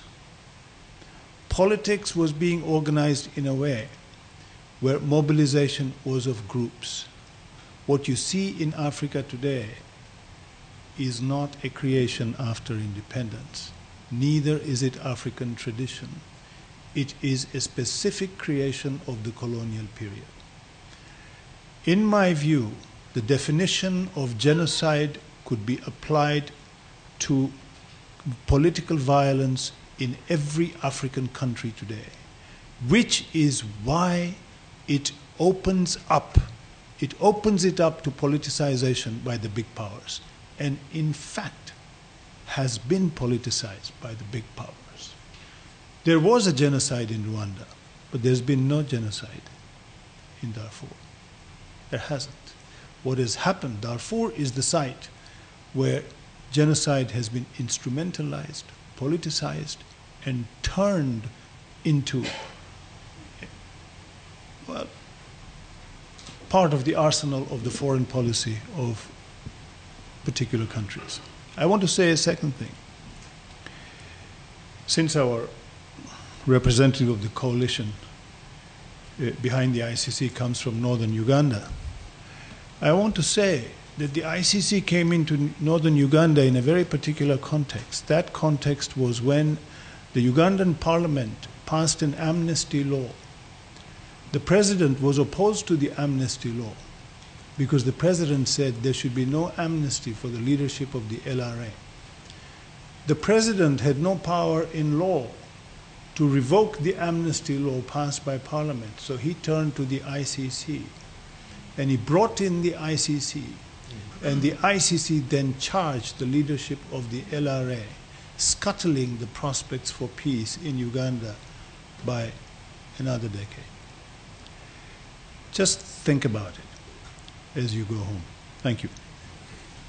I would like to conclude this panel on a positive note. And I would like to quote the ambassador of the permanent representative of Sudan, who has told us that his country wanted peace. And I'm absolutely convinced that peace cannot be achieved if a country does not want it. And therefore, I would hope that if Sudan wants peace very badly, it will happen. On this very positive note, I want to thank you for coming. I want to thank the forum who has organized this a very interesting debate, and I want to wish you a good weekend. Bye-bye. Distinguished ambassadors, speakers, ladies and gentlemen, good evening. My name is Harriet Williams, and I am the president of the SIPA Pan-African Network. As I speak before you today, thousands are fleeing for their lives due to escalating political tension and violence in what has been called the world's deadliest war since World War II. 50 million directly affected, 5.4 million dead. The numbers vary, But there is no disputing the fact that the war in the Democratic Republic of the Congo has yielded one of the world's worst humanitarian crises. As the turmoil in eastern DRC continues, it is uncertain that a diplomatic approach can successfully bring the swift action needed to stave off ongoing violence. Today's forum has been directed at addressing the salient issue of the role of diplomacy and political mediation in resolving crises in Africa. In Kenya, in Zimbabwe, in Sudan, we have observed the impact of mediation, quiet diplomacy, and not so quiet diplomacy on past and current crises. And as is evidenced from the insightful contributions from our panelists, the results in each of these countries has been mixed, with time being the ultimate determinant of success. What is very certain is that these crises are like an onion. Peeling the top layer reveals yet another layer and another layer of history, beliefs, religion, bias, topography, power relations, internal and external politics, and resource constraints. It is unlikely that we have gone through every layer, and even more unlikely that we understand fully the impact of each layer. Thank you all for your presence here today at the African Diplomatic Forum. It has been an honor to host you and to welcome diplomats, scholars, practitioners, and activists for a probing and engaging conversation on the theme of political mediation in Africa. The success of this conference is testament to the value that the Institute plays in promoting the African continent here at Columbia, and the dedication of the Executive Board and the members of the SIPA Pan-African Network in achieving that purpose. I would especially like to thank Sachin Gathani, who as Program Assistant at the Institute and as Vice President of SPAN has been at the forefront of the planning of this forum. Sincere thanks to Professor Lindemeyer for her guidance and to our many, many volunteers. They all have name tags. A deep gratitude to our panelists for giving up their time and sharing their wisdom. Thank you again for attending the African Diplomatic Forum, and I would like to invite you to join us for refreshments in the lobby. Thank you.